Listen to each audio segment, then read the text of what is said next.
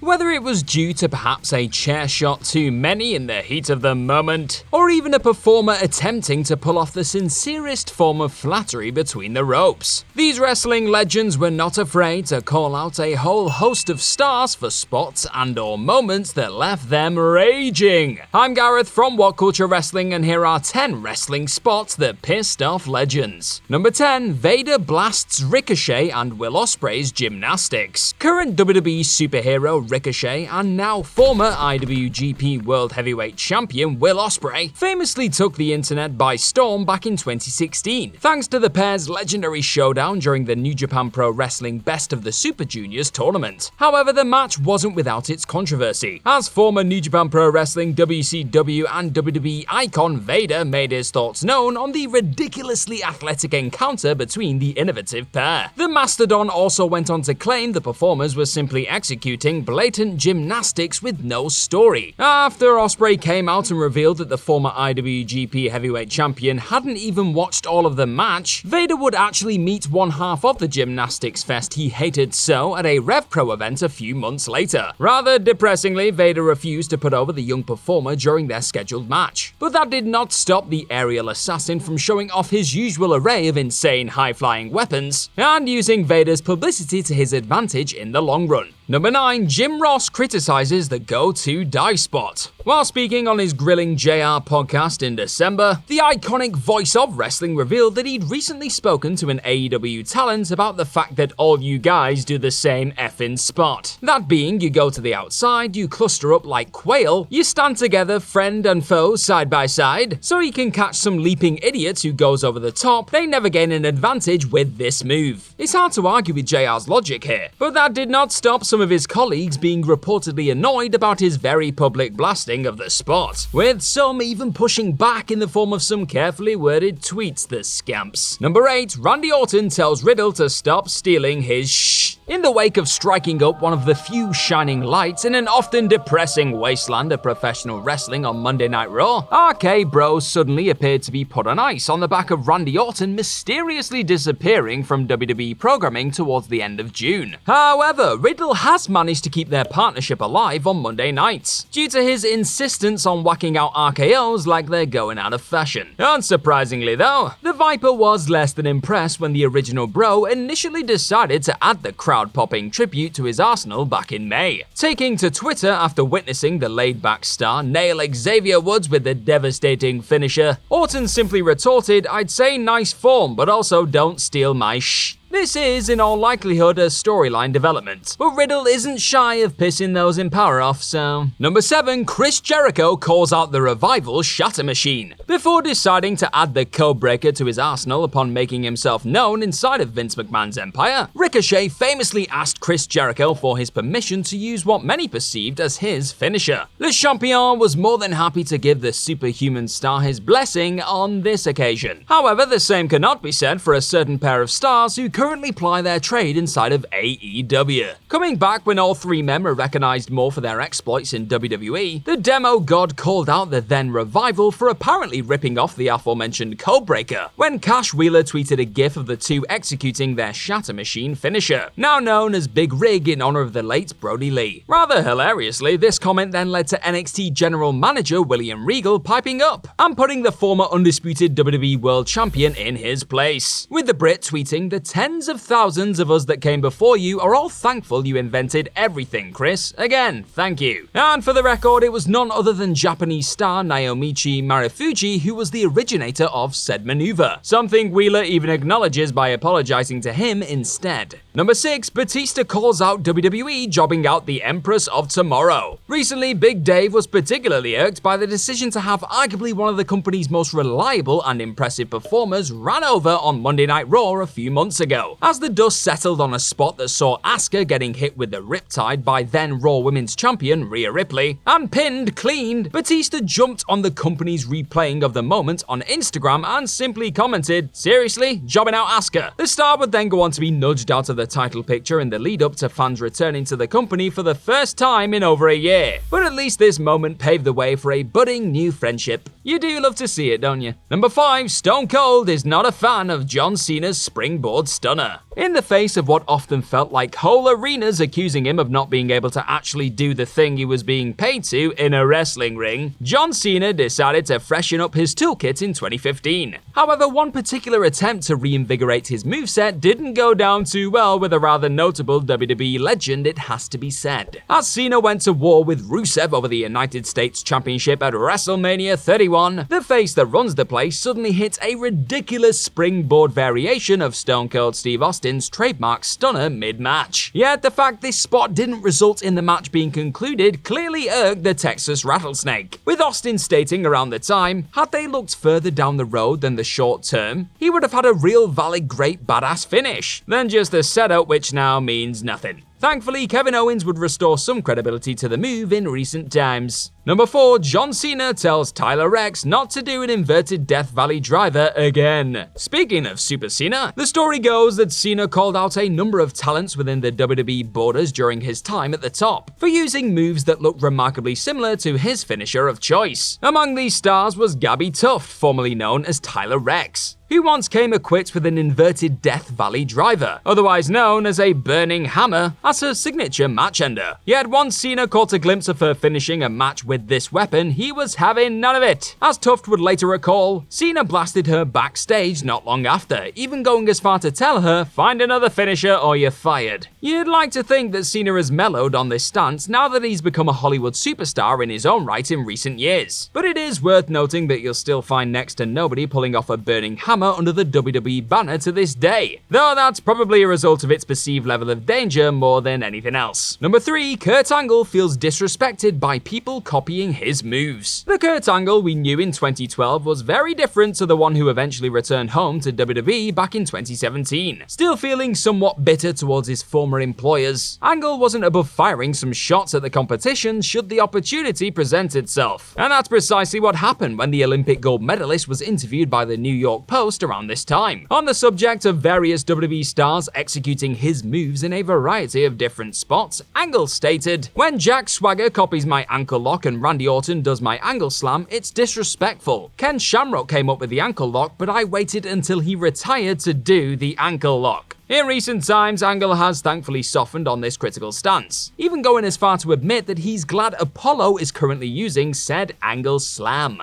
It's true, it's damn true. Number 2, The Undertaker is less than impressed by Kevin Nash's sunset flip. In case it needed to be said, Kevin Nash is a rather large fellow, isn't he? And with that height usually comes the luxury of not having to do an awful lot in between the ropes to leave an audience with their jaws dangling a few inches off the ground. Nash didn't get this memo and was quite happy to execute eye-catching spots, such as a sunset flip on former WWE champion Bob Backlund during his early days as Diesel within Vince McMahon's company. However, that aforementioned maneuver would soon land him in some hot water by the time he walked back through the curtain after the pair's 1994 match in Sacramento. Nash was quickly met by a furious Undertaker who quickly informed the towering figure, "If I ever see you sunset flip anyone in this building again, I'm hitting the ring," whilst pinning him up to a wall. Sure enough, that was the last time Nash decided to spice things up with a cheeky flip in the ring, relying instead on jackknife powerbombing fools into oblivion to get the job done. Number 1, Mick Foley isn't happy with Drew McIntyre's chair shots. Mick Foley knows a thing or two about putting it all on the line for the sake of making a feud or match feel like something truly special. During Monday Night Raw's recent return to live fan-attended shows, those watching on were treated to the sight of former WWE champion Drew McIntyre pulverizing Shanky, Jinder Mahal's associate, with a steel chair, with the crowd all joining in as the connection count hit a whopping 20. Jumping on the Twitter machine shortly after, Foley confessed he was a big fan of Drew's, but 20 chair shots should either be done to build a feud of epic proportions or they shouldn't be done at all. You could argue that perhaps McIntyre simply got caught up in the electric moment, unfortunately for Shanky. But if the person who was once battered with 11 unprotected chair shots to the head in one night tells you to bring it down a notch, then it may be wise to listen. And that's our list. Know of any other wrestling spots that pissed off legends? Let us know all about them in the comment section right down below, and do not forget to like, share, and click on that subscribe button. I've been Gareth from What Culture Wrestling. Thank you as always for clicking on this today, and I'm sure I'll see you very, very soon. Bye bye!